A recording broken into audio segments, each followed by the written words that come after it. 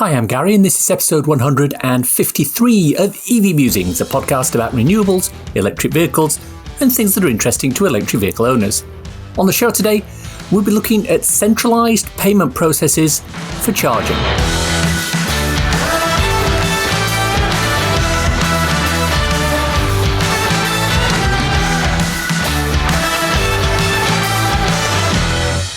This season of the podcast is sponsored by ZapMap, the free-to-download app that helps EV drivers search, plan, and pay for their charging. Before we start, I wanted to say that I've got a couple of people lined up for the season-ending roundtable. I'm also looking now at possible topics. What do you think we should be looking at and discussing? Let me know at evmusings@gmail.com. Our main topic of discussion today is centralised charging payment processes. Before you yawn and scream, boring, bear with me a moment. The UK has 80 different charge point operators. Traditionally, a new charge point operator will create their own app or RFID card, and the more you use, the more apps you're going to get on your phone to be able to use these networks. But it doesn't have to be like that. Of course, all new devices in the UK should have the ability to provide ad hoc payment. This usually means contactless, but it can mean a QR code to take you to a web page where you enter your payment details. Obviously, one of these options is more preferable to the other. So how do we deal with the fact that if contactless payment is available or desired, how can we make sure that as many operators as possible can be accessed without needing a plethora of apps cluttering up your phone? Well, the answer is through using a centralised payment app. There are several on the market at the moment. Our marquee sponsor ZapMap allow you to use the app to pay for charges on several different networks. Octopus Energy, through their Electric Juice subsidiary, have the Electric Universe app, which has quite a few more networks attached to it, and you can use that card to put public charging costs onto your home electricity bill. But both of these, indeed all of these, suffer from one key issue. They need all the CPOs signed up to them to make them work. Now, it has to be said that some of the more forward-looking charge point operators, such as Osprey Charging, have an excellent back-office network which allows them to link into any number of external apps, such as ZapPay and Electric Universe. But not all charge point operators are as forward-looking or as open. There are still major CPOs in this country who steadfastly refuse to allow any access to their networks from external companies. So I want to talk today about these sort of apps and to cover a couple of different aspects. Why do we need these apps if everything can be done with contactless? Why don't all networks want to do this? And what's next? I'm joined today by Neil Riddle. Neil works with Paua, P-A-U-A, who have developed one of the market-leading certified apps that do exactly what we've been talking about. Welcome, Neil. I was listening to a webinar you were recently on, and you described an excellent image, which is your 2x2 matrix about the charge point operators and their attitude towards being part of the app. Would you care to share that with the listeners? Yeah, of course. This is kind of how I describe the evolution that our EV charge point operator networks have been on here in the UK. Back in the day, there were a number of small operators who are now the big operators. So you had the BP Pulses, originally ChargeMaster, PodPoint, Ecotricity and Electric Highway, which is now GridServe, and of course, you can't forget Tesla. And there was a certain amount of tension between those groups. So roaming didn't naturally evolve in the UK like it did in a number of other European countries.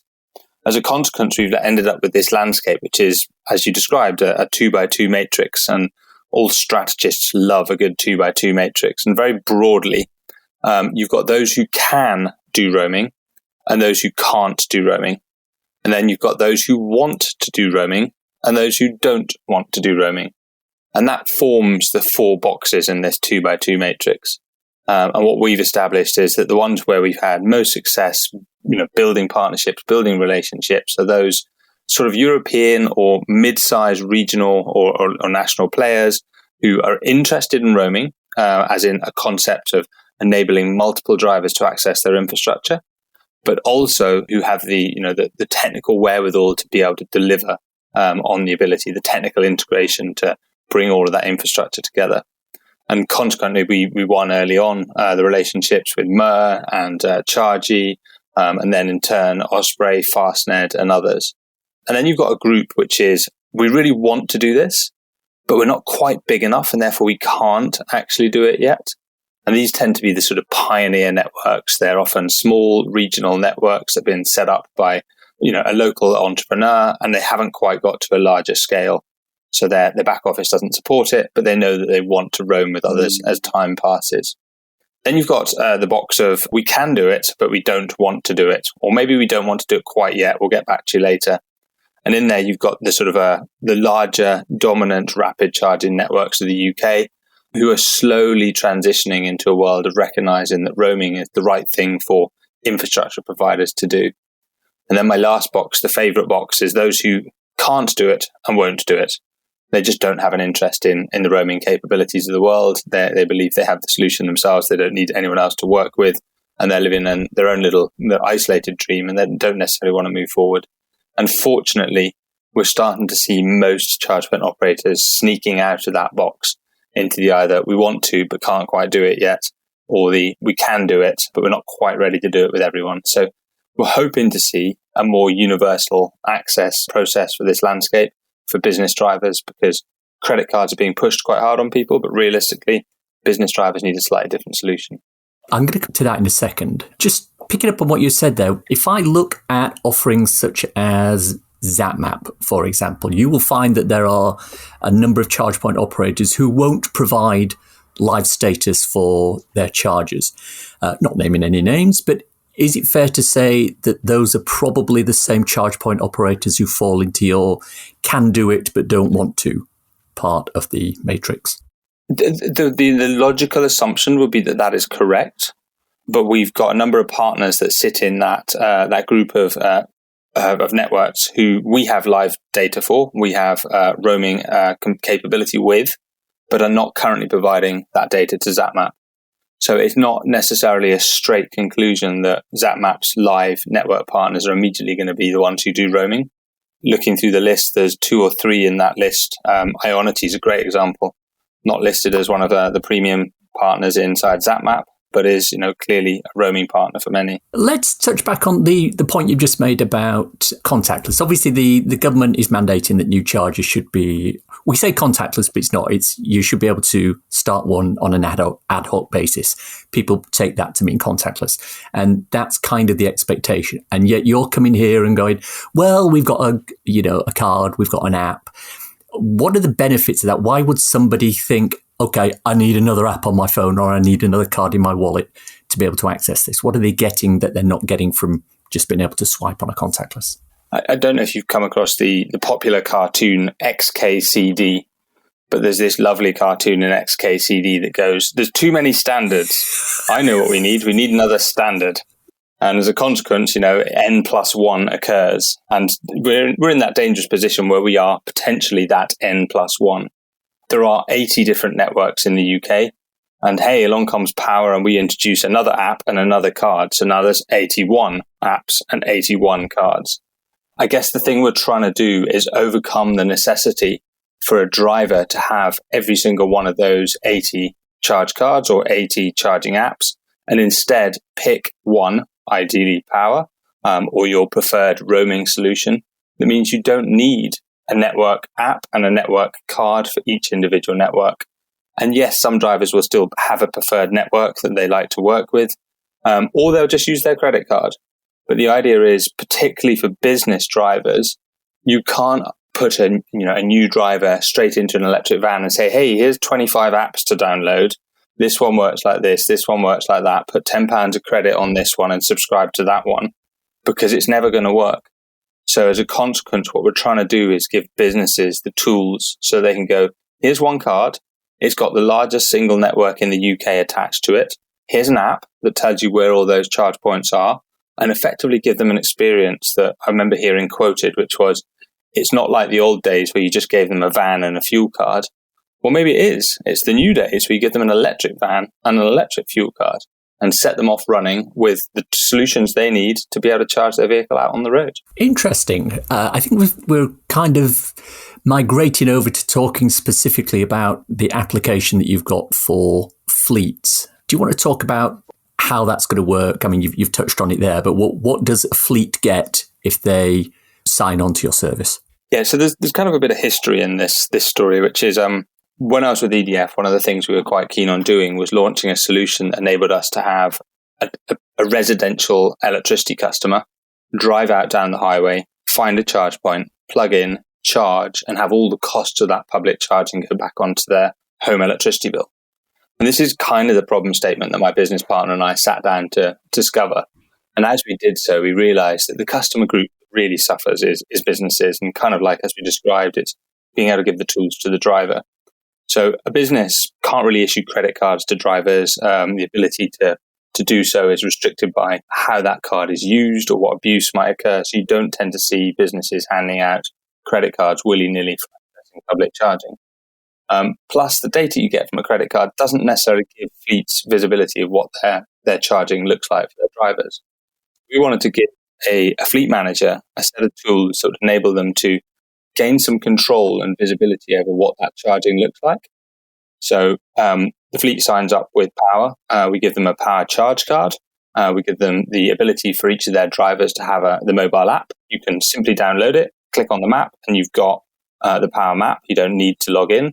But if you do have an account assigned to you, that app will enable you to charge as well. So the app acts as a backup to your RFID card. And realistically, the bit that's important is we then aggregate all of that charging data together into one invoice, and we pass that invoice back to the fleet manager. So the fleet manager has the one aggregated invoice that they need to pay. It means they've got visibility of their tax spend, their financial spend over the month, but they've also got a live dashboard. And in real time, they can see their drivers charging. They can see where they've charged, when they've charged. They can download all that data or analyze it as they wish. Are people charging at night, during the day? Are they really taking breaks, or are they charging their vehicles? And understand the behaviors of that fleet so they can gain a bit more control of this new electrified universe. So in effect, what we're doing is giving the fleet manager a bit more control over their electric fleet. Now, I was chatting this morning with somebody who works in the co-charger sort of arena, which is, because from what I've heard you described there, you're very much focused on public charging, maybe rapid, maybe 7 kilowatt destination charging, but he's looking more at, for people who don't have, particularly fleets, who don't have access to a home charger, and being able to give them access to somebody else's home charger. And I noticed that you've linked in with Joel Teague and his folks at CoCharger. Do you want to talk about how that's going to work with what you've just talked about? Yeah, totally. We had a customer approach us who said, we're about to roll out a whole load of electric vans. And whilst we think it's great that you've got a public charging solution, some of those vans might want alternative charging opportunities. Not all of them have the benefit of a street lamp charger or a car park with an electric vehicle charge point in it near their homes. What about these peer-to-peer charging solutions? So we approached Joel with this idea, and I think Joel was straight on board that, enabling drivers to gain additional visibility of the co-charger hosts would enable that driver to then have a bit more confidence around their charging. At the heart of what we're doing, we believe that technology can play a fundamental role in decarbonizing the economy. And therefore, what we see our role in doing is making it easier for people to adopt the tools to decarbonize their fleet. And one of those big problems is charging. So how do we help them overcome the problem? And this is about giving the driver choice. If the driver doesn't want to go and use a rapid charger every day because it's inconvenient for them, but they do want to find themselves a host, we can show them where the hosts are. They then go and sign up separately with CoCharger, and off they go. Happy days. As we move forward with CoCharger and other peer-to-peer partners, what we'd love to do is enable that payment ecosystem to work. So the driver can pay their host with Paua, and the fleet manager can receive that aggregated bill at the end of the month, including the CoCharger bill. And as you're probably aware, there's a number of other parties in the peer-to-peer ecosystem who offer similar services, and we'd like to, over time, add those to our community charging network to give drivers the maximum amount of choice and make it as easy as possible to charge when they're at home or near their home. What's your thinking on the stats for those that can't charge at home, particularly from a fleet point of view? I've had discussions with Joel from CoCharger. He throws out figures of, 50% of drivers can't charge at home. If you look at the official government figures, they say 72% of car drivers have off-street parking, so 18% can't charge at home. I was speaking with Mike Strahan from Just Charge recently, and he said it's as many as 75% of fleet drivers can't charge at home. What's your sense for the stats from a power point of view? What do you think it is? You will be familiar with the quote of 97.5% of facts being made up on the spot. So I'm going to try and avoid doing that. But, in terms of my sense, there's a lot of people who need an alternative to private driveway. And the rationale I would draw from that is, I, like you, have heard similar numbers. The 72% and 18% is really interesting. So you have a driveway, or you have a private parking space, is probably a better way of putting it. But if your private parking space is 3 floors below you in your block of flats and is owned by the landlord, it's not the same as being on a nice terraced house with a private driveway right up to your front door. You can't just go and install a charger. So although there's a lot of people who might have access to some form of private parking, it's not always a kind of private parking that enables you to screw a charge point onto the wall beside your car and charge it conveniently every night. So I think it's really important that we break down what is meant by those who have access to private parking. There's plenty of examples of small private car parks beside multi-occupancy buildings where you're never going to install chargers without landlord permission and, complex electrical configurations. So the number 18% and 72% is probably wrong. Mark Stubbs over at GridServe, very broadly gave this analogy, which is, of the people who do have access to some form of private parking, maybe half own that driveway, and it's convenient for them to install a charge point. And as a consequence, if you take the half of those who can do it, say 72 divided by 36%, and add it back to the 18%, you might get a more realistic number for those who are going to have challenges with having a private charge point right outside their house. So I'm not going to give you a precise number, but I do get the impression that there will be plenty who struggle to get this solution to work for them. And therefore, there will be needs for different ranges of solutions, be that a street lamp charger, Ubertricity chargy style, be that a Trojan lance that you insert into the ground, be that a pop-up charger from Urban Electric, be that one of these new emerging beams that swings out over the pathway. I don't know the answer, but it's quite clear that there's a problem there that plenty of people are really trying to fix. One of the things I talk about quite regularly on the podcast is the whole concept of plug and charge. And whilst every charge point operator I've spoken to and every charger manufacturer that I've spoken to have said, oh yeah, ours can do that, there's very few that have actually implemented full plug and charge. My understanding is that one of the issues underlying it is it's all token based. So you've got to be able to identify who's going to pay for it. And you need a different token for each charge point operator. Whereas you're providing a solution that allows payment across multiple charge point operators. Is there a possibility to get Paua to be the people who hold and manage the token to enable plug and charge in a much wider way than it's currently implemented? Oh, this is quite a deep and detailed question, but let's have a shot at it. So let's firstly start by saying that there are some different variations to plug and charge. You've got plug and charge, which is most commonly referred to, which is the ISO 15118 standard. This is a standard which hasn't been fully implemented to enable a full plug and charge experience yet, but it's getting very, very close. And as a consequence, a lot of people are looking at it as the holy grail. The most interesting feature I see of that is that it enables a whole bunch of characteristics of energy transfer between the car and the grid. And to some extent, it also enables things like vehicle to grid. So you've got ISO 15118. You've then got the little brother of ISO 15118, which is DIN Spec 17 something, when I can't for the life of me remember it. But DIN Spec was written before the ISO standard and is a simplified version of plug and charge, which is effectively it captures the MAC address of your vehicle. It stores that the first time you charge, and every time that vehicle turns up, it uses the MAC address to enable an automated charging process. And what that gives us a clue towards is the automation question. How do you ensure that a driver can just pull up and charging starts automatically? The beauty of that would be one whereby there is a complete digital handshake between the car and the charge point, and that's effectively what 15118 tries to standardize. But for 15118 to work, it needs, like you say, a token to be issued by the automotive OEM, the people who make the car, so be that Volkswagen or Audi or Porsche, installed on the vehicle at the time of the car's manufacture as it rolls off the factory floor.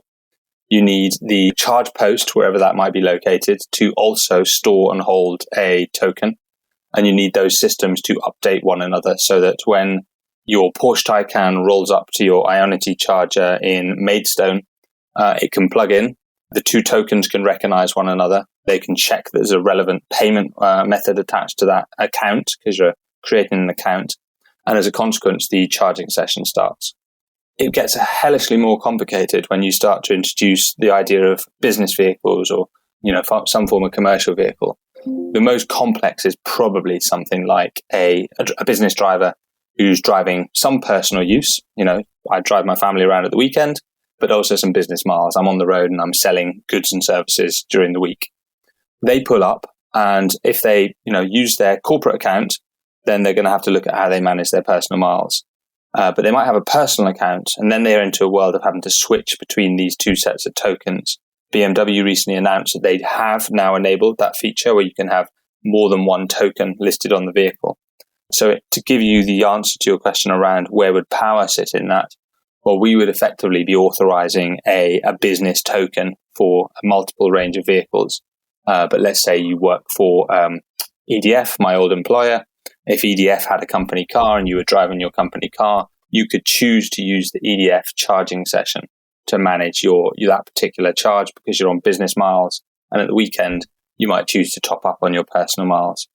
You can imagine the complexity that then starts to emerge around filling up on a Friday night so you've got a full battery for the rest of the weekend. Or, how do you compensate for home charging? And quite quickly, this whole ecosystem starts to expand and explode as a complex problem to solve. We've actually enabled previously an alternative to both the DIN spec and the ISO standard, where we implemented a plug and charge event with the Renault Zoe that's not capable of 15.11.8 and a MER AC charge point, which is not capable of 15.11.8. And we effectively did what we described earlier, which is we created a digital handshake and we enabled the automation of that charging session. So we know there's multiple different ways we can deliver plug and charge. However, as with many technology sets, the primary thing that we all need to make sure we do is keep it super simple for the consumer and remove all the complexity from them. The consumer wants to be able to pull up, plug in, and get a charge.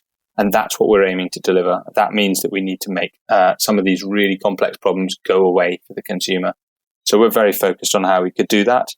We also know that the vehicles aren't quite ready for the plug and charge standard as defined by 15.11.8, and neither are the charge points. So as a consequence, we don't see many charge sessions happen of that nature.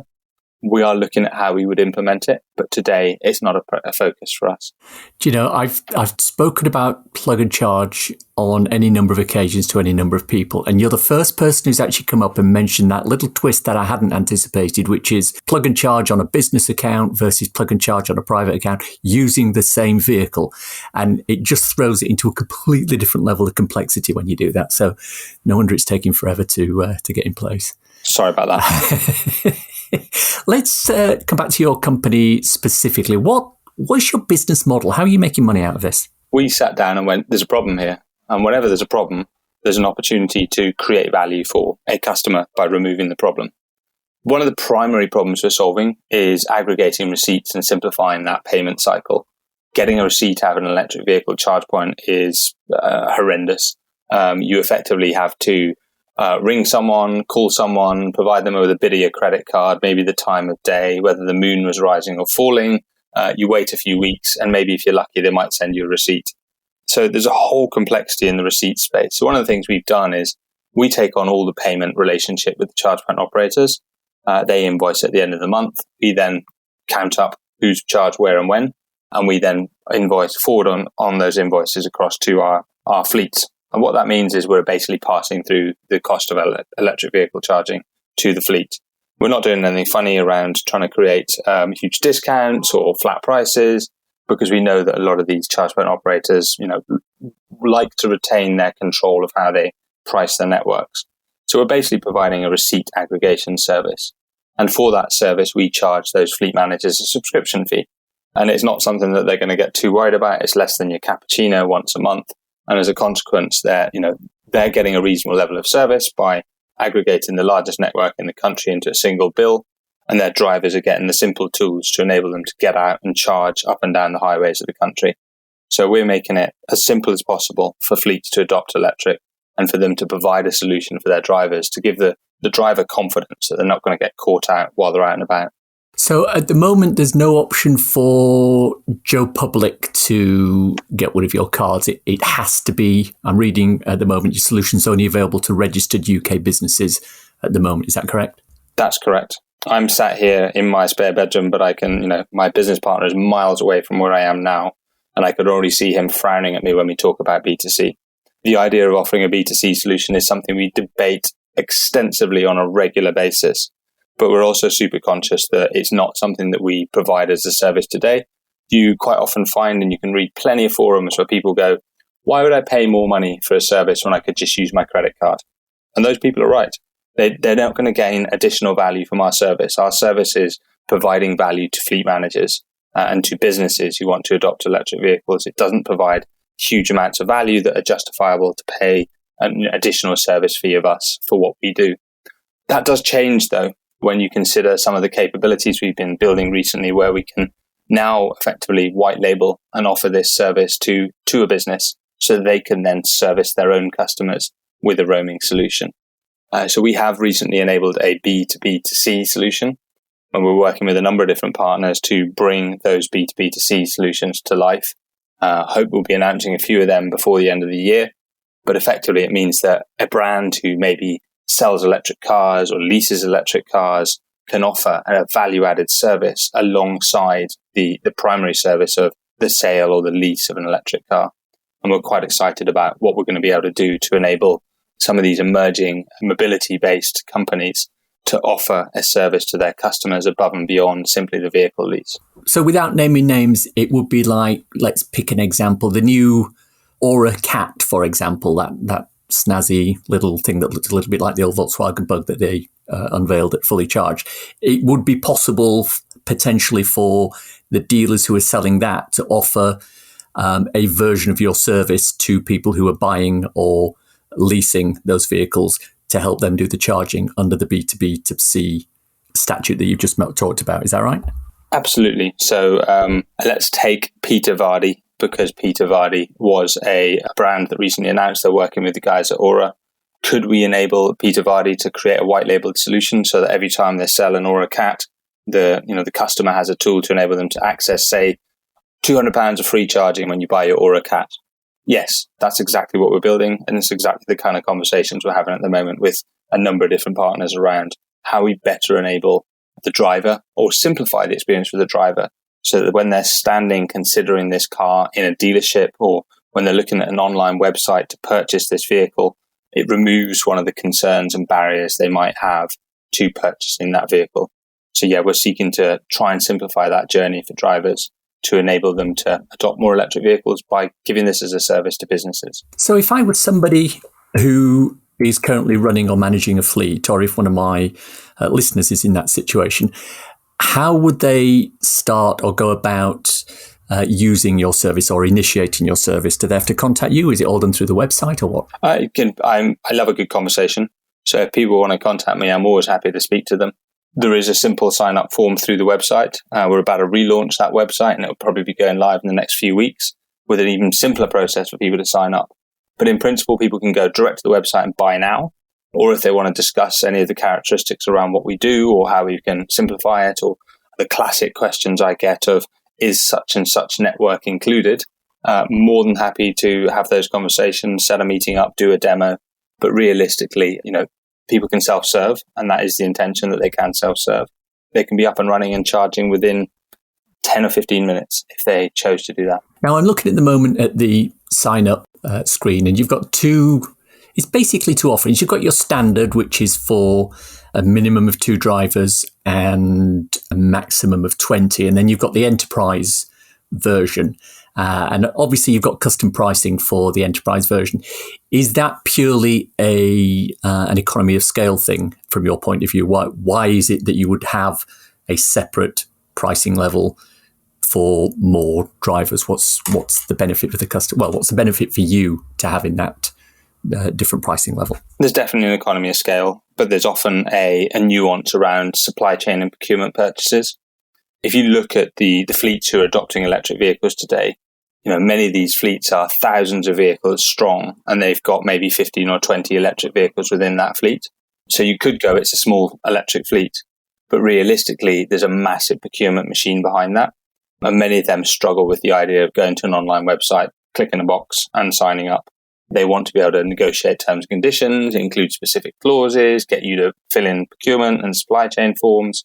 So we're engaging with those customers as and when they emerge to make sure that we're able to provide this service to some of the largest fleets in the country. We're doing that very deliberately because we know that some of those really big fleets are the ones who are taking the bravest steps into adopting electric vehicles first. So we're trying to support them with the largest network possible, because it was the first question they asked us when we set out as a business: how big is your network? And we've been focusing on answering that question for the last 9 months, making the network bigger, making it more stable, offering them more choice. And as a consequence, they come to us for a specific service. And often that requires us to fill in specific procurement forms or specific routes. But, the enterprise customers that we're starting to deal with are, they're pioneering, but they also want to work to their existing procurement and supply chain standards. Having worked in a couple of big American multinationals for quite a few years, I can fully understand that. We talked earlier on about your business model. Did we talk about how you're funded at the moment? Oh, we didn't, but we can if you would like. I would like that if you wouldn't mind. Absolutely. We set out to fundraise in March 2020. March 2020 was a bit of an unusual month because this thing called COVID came along, and all the investors we went to speak to said, "I'm really sorry, but we're not doing anything."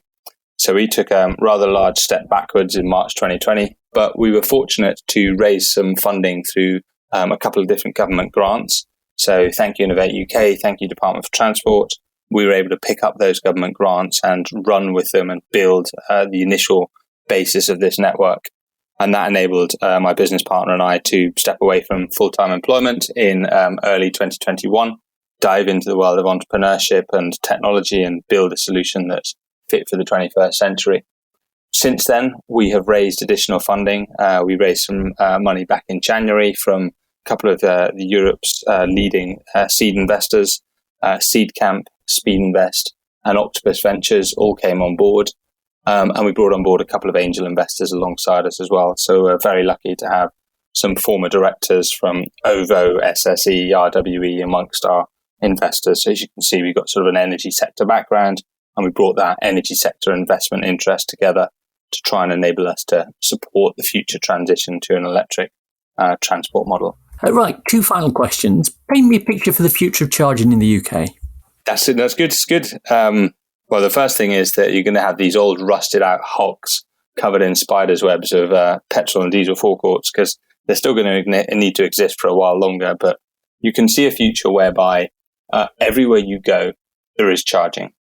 And if you're going to drive to your local farm shop, there's going to be a bunch of chargers outside, and you're probably just going to plug in. And you might well find that a lot of these guys are giving it away for free, a bit like Wi-Fi. So I can imagine that the 7 kilowatt and destination charger model will be filled with free charging opportunities in return for your time and attention. Think advertising screens. I wouldn't be surprised if we see more advertising screens connected to charging posts. I think we're going to see solid and consistent coverage of rapid chargers. I anticipate that the 50 kilowatt charger might well drop into our randomly named fast category rather than being rapid. And we're going to expect 150 kilowatts or more as standard. I have 3 children. I can't stop at a motorway service station for less than 30 minutes. But I recognize there are normal people out there who can probably get away with a 10 or 15 minute stop to run in, get a coffee and go to the toilet. And I'd expect that in that 10 or 15 minutes that those people are running in and out, they're able to get 150 plus kilowatt charging, probably 200 or 300 as we see different battery architectures emerge in the industry. But the one thing that's going to be universal to all of this is they're not going to want the faff that we have to deal with today. So removing the hassle associated with multiple cards, multiple apps is going to be something that's going to naturally happen. All the navigation will be in the car. We expect to see charge points pop up inside the dashboard of cars. The cars will tell us how far they can go, where the next charging opportunity is. In an ideal world, you'll pull up, you'll plug in, and charging will start automatically. And there'll be one bill. Nobody wants multiple different bills. Just give me one bill. And for fleet drivers, that will be one harmonized bill that goes back to the fleet manager. And for the individual, it might well just be coming out of their, let's pick a random brand, their Neo account that they have for their car when they purchased it. Maybe they link their MasterCard or their Visa to it, but it's a Neo account they have for charging. They hop back in their car, they're back on the road, they turn up at their Airbnb for the weekend, it has charging. They turn up at their hotel, it has charging. They don't need to book it, there's enough for everyone. And as a consequence, charging becomes a habit, which is a combination of rapid charging when you're out on the road and browsing when you're local or you're at a destination. And we're not going to talk about it. That's the most interesting bit, is people will look back at a podcast like this and goes, those guys spent 38, 45 minutes talking about charging. That is such a 2020 problem. So I think, the number one thing that I think is going to be different is nobody's going to talk about it. So, we're going to spend this half an hour educating people today, Gary, but it's not going to live for many years beyond this, I hope, because people just won't want to talk about charging because it'll be so seamless and straightforward that this conversation will be irrelevant. Isn't that a great thing to say? That would be fantastic, wouldn't it? I used to finish interviews like this by asking the King for a Day question. If you were a king for a day, what would you change to improve the uptake of electric vehicles? But all the answers started to become very much the same. I'd put more chargers in and make them faster and make them easier to use. So I'm kind of swapping it around now. Final question. From a business point of view, what keeps you awake at night? You do know that we're an early stage tech company. Mm-hmm.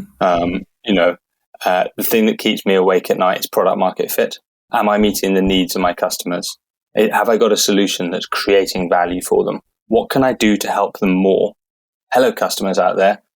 How can I help you? What can we do for you? We've got the ability to bring 20,000 charge points into your pocket and slip it into your card and give you one of the most powerful IoT devices you can possibly have. But is that enough? What else do you want?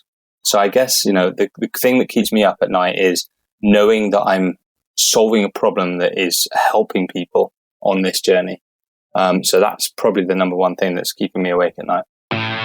Thanks to Neil for coming on and sharing his thoughts and ambitions around Paua. Just to close the loop on something he said there, Paua is focused on fleets mainly. You need a subscription to use the Paua app or card. It's not expensive. At the time of recording, it's about £3 per subscription per month, plus VAT, for fleets of fewer than 100 vehicles. You don't get any discounts on charging, but for that subscription, you do get the Paua back office invoicing and billing, which will simplify your life if you have a fleet to manage. Neil also mentioned B2B2C offerings, and since the podcast was recorded, Paua has partnered with a company called Move. They're using the Paua offering to help Uber drivers in London. Together, Move and Paua have created the Move Charge app, the first end-to-end EV charging network app specifically designed for ride-hailing drivers. The app will help drivers locate, pay for, and charge vehicles at over 6,600 charge points across London. It's time for a cool EV or renewable thing to share with your listeners. Former podcast guest Tom Swaffield-Bray, you may remember him from the Mechanical Engineer episode a couple of weeks back, number 149. He did a YouTube live stream last week where he discussed climate change, net zero, and some of the steps we need to take both personally and as a country to reach the goal. There were several questions he answered on various topics, but what he also did was put forward a 5-step personal plan to make a difference in your own life about climate change. Now, I know there's a school of thought that says individual action won't make any difference without corporate and governmental action. But in many cases, this corporate or governmental action relies on prompts from the public about what they want. For example, if everyone stops buying new boilers and starts putting heat pumps in, that sends a message to the boiler manufacturers, as well as reducing the carbon footprint of space heating. Anyway, check out his video. It's about an hour long, but he's timestamped the various sections to make it easier to navigate. The EV Musings podcast is sponsored by ZapMap. ZapMap is the go-to app for EV drivers in the UK. Use it to search for available chargers, plan electric journeys, pay for charging on participating networks, and share updates with other EV drivers. ZapMap is free to download and use, with subscription plans for enhanced features such as using ZapMap in-car on CarPlay or Android Auto. And that's the show for today. Hope you enjoyed listening to it. If you want to contact me, I can be emailed at evmusings@gmail.com. I'm also on Twitter at MusingTV. If you want to support the podcast and newsletter, please consider contributing to becoming an EV Musings patron. The link's in the show notes. Don't want to sign up for something on a monthly basis? If you enjoyed this episode, why not buy me a coffee? Go to coffee.com/evmusings. That's ko-fi.com/evmusings. And you can do just that. Takes Apple Pay too. I have a couple of ebooks out there if you want to read something on your Kindle. So, You've Gone Electric is available on Amazon worldwide for the measly sum of 99p or equivalent, and it's a great little introduction to living with an electric car. So, You've Gone Renewable is also available on Amazon for the same 99 pence, and it covers installing solar panels, a storage battery, and a heat pump. Why not check them both out? Links for everything we've talked about in the podcast today are in the description. If you enjoyed this podcast, please subscribe. It's available on iTunes or wherever you get your podcasts. Please leave a review, preferably 5 stars, as it helps raise visibility and extend our reach in search engines. If you've reached this part of the podcast and are still listening, thank you. Why not let me know you've got to this point by tweeting me at MusingsEV with the words, "It sounds like power, but it's spelled differently." Hashtag, if you know, nothing else. Thanks as always to my co-founder Simon. He was lamenting the fact that there doesn't seem to be any consistency around places you can legally ride an electric unicycle or skateboard. I said, perhaps we need some sort of agreement about what the law is and what it should be. Maybe centralise the regulation. He agreed wholeheartedly. I don't know if you've come across the popular cartoon XKCD, but there's this lovely cartoon in XKCD that goes, "There's too many standards." Thanks for listening. Bye.